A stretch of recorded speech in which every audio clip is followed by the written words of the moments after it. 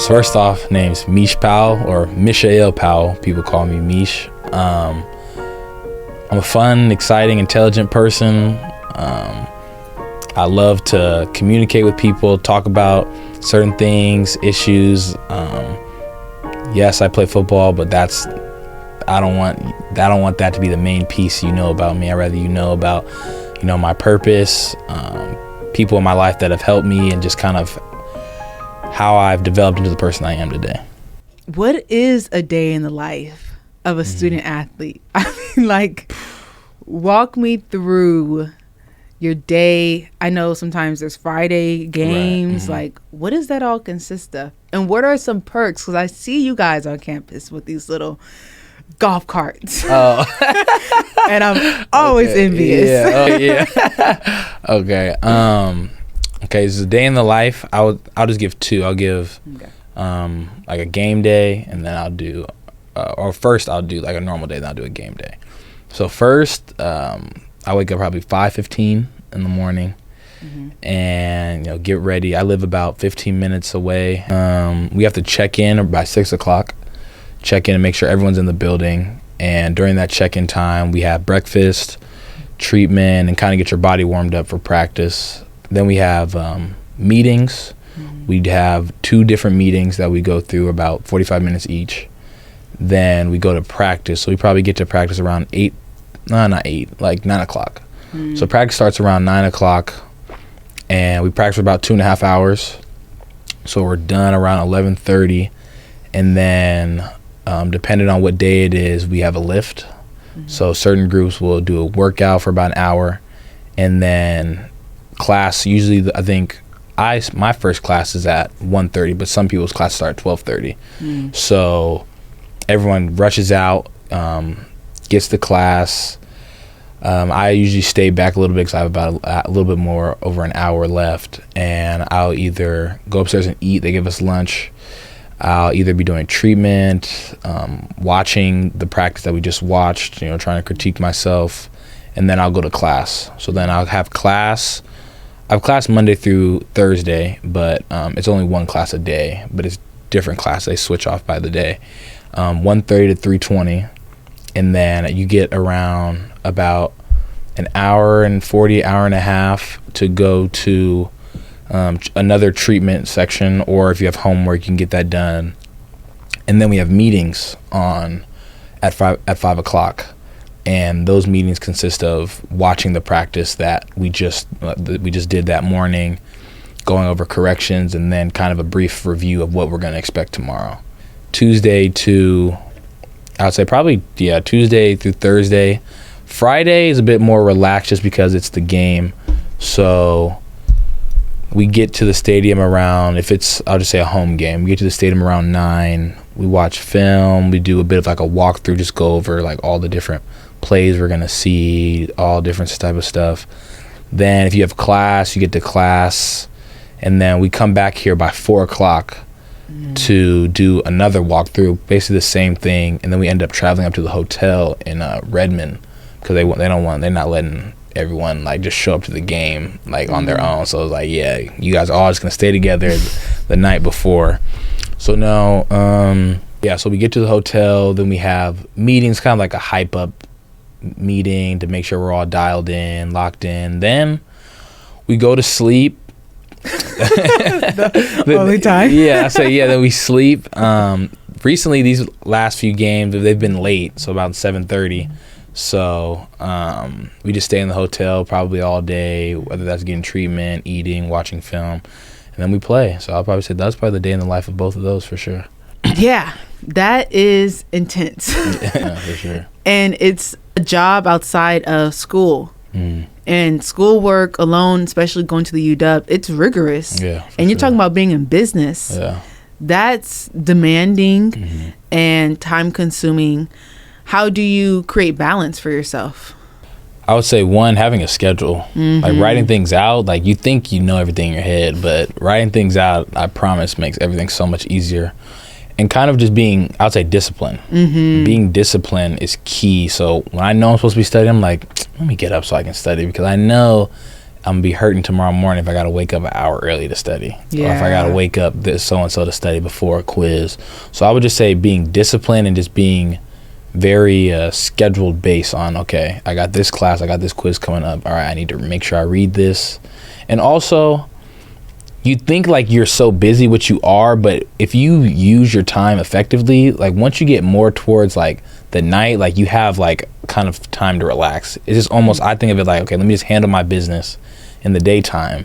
So that at night, okay, I can like now just relax, get food, watch TV, and then go to sleep, not having to, some nights like, okay, like if we have a final, I'll stay up 1, 2 a.m., make sure I'm ready and prepared. But other than that, I try to go to sleep around 10 o'clock, so 10:30. That's awesome. So by that time, I usually don't hit that mark, but I get pretty close. But yeah, no, so I try to be very orderly fashioned throughout the day, so then the nights are easier.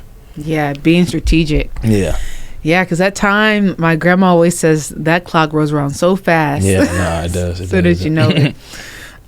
So, I want to pivot a little bit because thus far we've talked about belonging, talked about identity, self-awareness, or I like to say introspectivity, being introspective, and just some situations in these past few years that have grown you, matured you into a greater sense of who you are, right, and how that contributes to a collective, on a team, but also just in life. Reflecting on this journey here at the UW. What would you say how would you describe this experience? Was it better than what you could ever imagine? Was it worth it?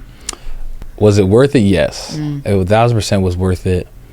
It for sure was better than I imagined it would be, just because you think that, oh yeah, all this is going to happen, and then when it does, like, yeah, I knew this would happen. But then you're like, oh, like even though you may have known it would happen, you're still like, yeah, like it's very pleasing, I would say. It's like, okay, like you said those things you said you were going to do when you were 18 years old. Wow. So I would say yes, it was worth it. It's better than I imagined, and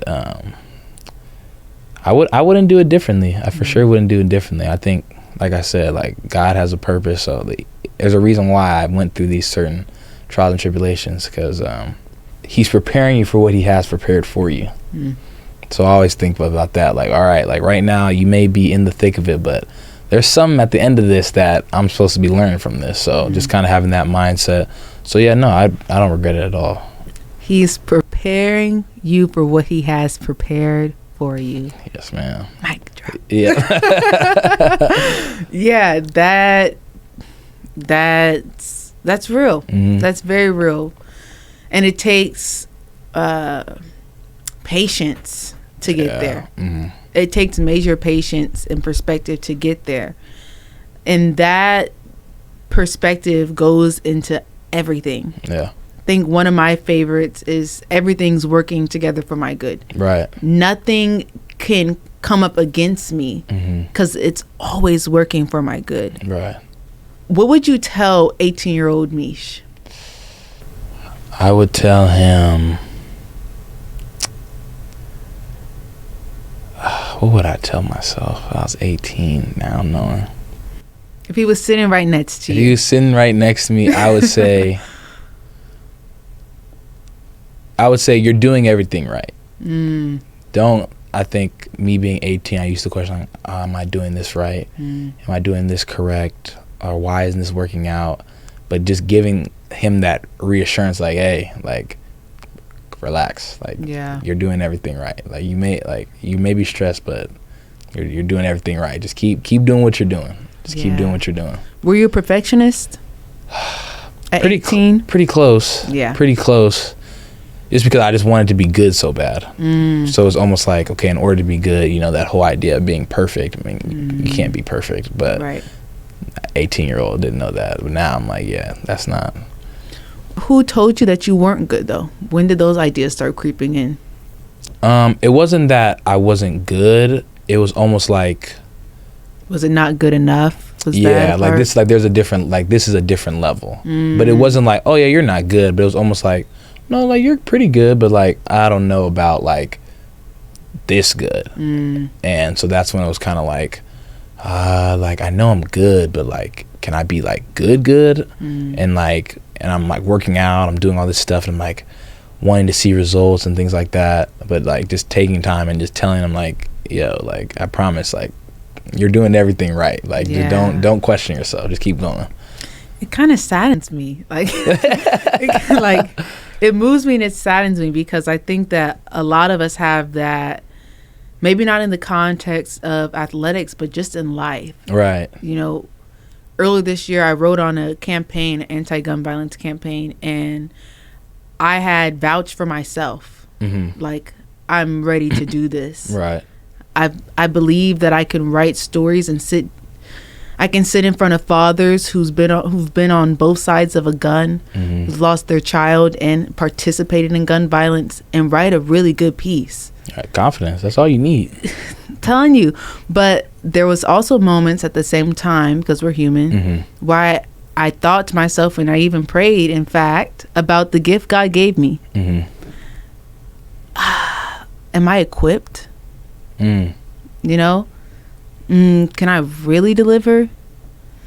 And you have to be careful not to play that as a soundtrack. Right, okay, yeah. Okay. You know? Yeah. Because if you play that as a soundtrack, then it becomes a confession about yourself. Right. You know, am I? Now you're questioning it. Now it's becoming your meditation. Right. So I think a lot of people have that, especially in our age group. Yeah. You know? Yeah. How I kind of think of that, because, having that idea, I just think that's the devil. And I feel like, honestly, because it's like how I think of it. That's right. I think of it is because it's like you're doing so good, like you're doing this, and then it's like, why are these doubts coming in? That's right. Like, why? Why is now you thinking I can't do it? I done did all this work. Like you say, you feel equipped to do all this, but then you have those moments of like, why? I think of it as that's the devil. Like, oh, you're getting closer to your purpose, and now he's trying to throw you off. Like, okay, let me start putting doubts in your head. Let me start making, like, let's see, like, do you really truly believe in your purpose? Yeah. And so, like we're all human, so doubts come, but it's a matter of, like, all right, once it's come, how do you avoid it, or how do you make sure, like, it's gone? Like, doubts come all the time. Like, there's no one in the world that's like, no, I never doubted. Right. Oh, I never doubted. Like, no, you had doubts, but it's just how you manage that. So you saying not playing that soundtrack is like, that's key. These doubts coming in my head now, I must be getting real close. That's right. To where I'm supposed to be, because now all of a sudden these doubts come in my head. So that almost kind of, I guess, fuels me like, no, we're getting there, because it's like, it just all of a sudden I start doubting myself, just start randomly or questioning. So I would say, I that's just nothing but the devil. Say nothing but the devil. Yeah. No, it's facts though. And the tools that I have now that were in my arsenal then, but not knowing how to use, I take that captive. But what led me to have peace was that I know that God doesn't call for those equipped. He equips the called. He, you know, that's right. That's how it's feeling. And I also believe that we're all being preserved. The reason why, Meesh, you may have not been exposed in the way that you thought you deserved early on at 18 was because you were being preserved this time. Right. And, you know, my name is Chardonnay. So what happens when something gets preserved, like wine? Right. It gets better. Yeah. It gets better. Right. My last question for you is, what makes you more than an athlete? What makes me more than an athlete? I would say everything. Like I said, just how I carry myself, how I act, the people who I try to represent, not only during football, but just how I carry myself throughout the day. I would say, like, nothing really makes me, I feel like everything makes me for who I am. Like, football is just, like I said, like, it's just something that, like, I just happen to be, I'm kind of pretty good at it. But I don't think of it as, like, this is all a part of me. So I would say everything kind of makes me who I am. Like, I would like people to see me as like, oh, this is Meesh, da da da da da. Oh, and he plays football. Right. Not like, oh, he's a football player, da da da. So I don't even like, people try to talk to me like, football will be the last thing I bring up. Like, football will be the last thing I ever mention. Like, if you ask, I'll even be like, you play football? I'll be like, I mean, I used to, like, whatever. But it's just more of just seeing me for who I am, just my character. So I would say, yeah, I think everything about me makes me just a person, just be the person I am now. Like, football is just something that I do, and I love to do it, but it's also just something that I do, though. Yeah. Powerful. Yeah.